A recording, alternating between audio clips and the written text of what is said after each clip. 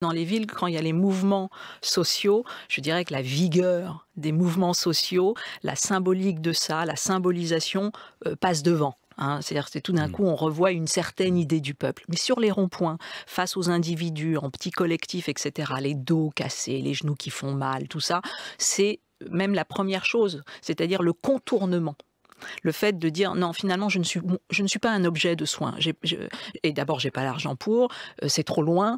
Ça racontait aussi toute cette Toute la motivation territorialité. des gilets jaunes. Ça Et ça c'est un côté aussi, je suis invisible. Je suis invisible et puis à un moment donné, moi-même, je ne suis plus visible pour moi-même, et puis finalement, je fais des arbitrages qui sont inacceptables. C'est-à-dire, je vais choisir entre la santé pour mon enfant et ma propre santé. Bon, ben, c'est la santé pour mon enfant, sauf que c'est des systèmes très courts, à court terme. Pourquoi? Ben, parce que, quand vous êtes un soutien de votre famille, vous devez être en bonne santé. Alors c'est dramatique, encore une fois, hein, c'est pas nécessairement voulu, mais c'est que le temps manque. On vous dit: «Bah, voilà, c'est tant de minutes». Sauf que si vous voulez, quand vous avez face à vous une personne avec des troubles un peu cognitifs, la verbalisation de sa maladie est très compliquée. C'est-à-dire que non seulement il faut écouter, mais il faut quasiment traduire, hein. Il faut être l'interprète de ce qui se dit.